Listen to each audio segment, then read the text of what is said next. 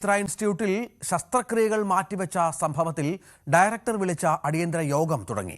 കേന്ദ്രമന്ത്രി സുരേഷ് ഗോപിയുടെ സാന്നിധ്യത്തിലാണ് യോഗം.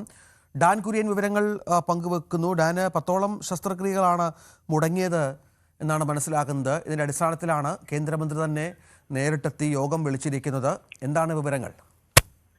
രാജ്യത്ത് തിങ്കൾ, ചൊവ്വ, ബുധൻ, അതായത് ഈ വരുന്ന 3 ദിവസങ്ങളിൽ നടക്കേണ്ട 15 ശസ്ത്രക്രിയകളാണ് ഉപകരണങ്ങളില്ലാത്തതിനെ തുടർന്ന് മുടങ്ങിയിരിക്കുന്നത്. ഈ പശ്ചാത്തലത്തിലാണ് ശ്രീചിത്ര ഇൻസ്റ്റിറ്റ്യൂട്ടിന്റെ ഡയറക്ടർ കഴിഞ്ഞ ദിവസം ഇന്ന് അടിയന്തര യോഗം ചേരാനുള്ള ഒരു തീരുമാനമെടുത്തത്. പക്ഷേ കേന്ദ്രമന്ത്രി സുരേഷ് ഗോപി ഈ വിഷയത്തിന്റെ ഗൗരവം കണക്കിലെടുത്തുകൊണ്ട് അദ്ദേഹം ഇന്ന് രാവിലെ തന്നെ ശ്രീചിത്ര ഇൻസ്റ്റിറ്റ്യൂട്ടിൽ എത്തുകയായിരുന്നു. തുടർന്നാണ് ഡയറക്ടർ സഞ്ജയ് ബിഹാരി ഉൾപ്പെടെ മറ്റ് വകുപ്പ് മേധാവികളെ കൂടി പങ്കെടുപ്പിച്ചുകൊണ്ടുള്ള യോഗം അല്പസമയം മുമ്പ് ഇവിടെ ആരംഭിച്ചിരിക്കുന്നത്. ഈ വിഷയത്തിന് അടിയന്തരമായ പരിഹാരം കാണുന്നതിന് വേണ്ടിയിട്ടുള്ള ചർച്ചകളാണ് നടന്നുകൊണ്ടിരിക്കുന്നത്. അതിനുശേഷം ഒരുപക്ഷെ കേന്ദ്രമന്ത്രി ഉൾപ്പെടെയുള്ളവർ മാധ്യമങ്ങളെ കണ്ടേക്കും എന്നാണ് സൂചന.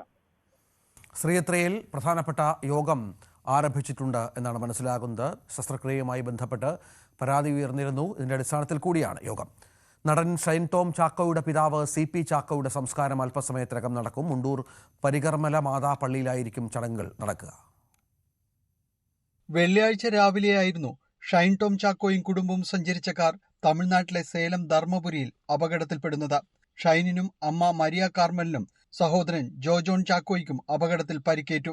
തലയ്ക്ക് ഗുരുതര പരിക്കു പറ്റിയ പിതാവ് ചാക്കോ സംഭവ സ്ഥലത്ത് വെച്ച് തന്നെ മരിച്ചു. ഷൈൻ ടോം ചാക്കോയുടെ ചുമലിനും നട്ടെല്ലിനും പരിക്കുണ്ട്.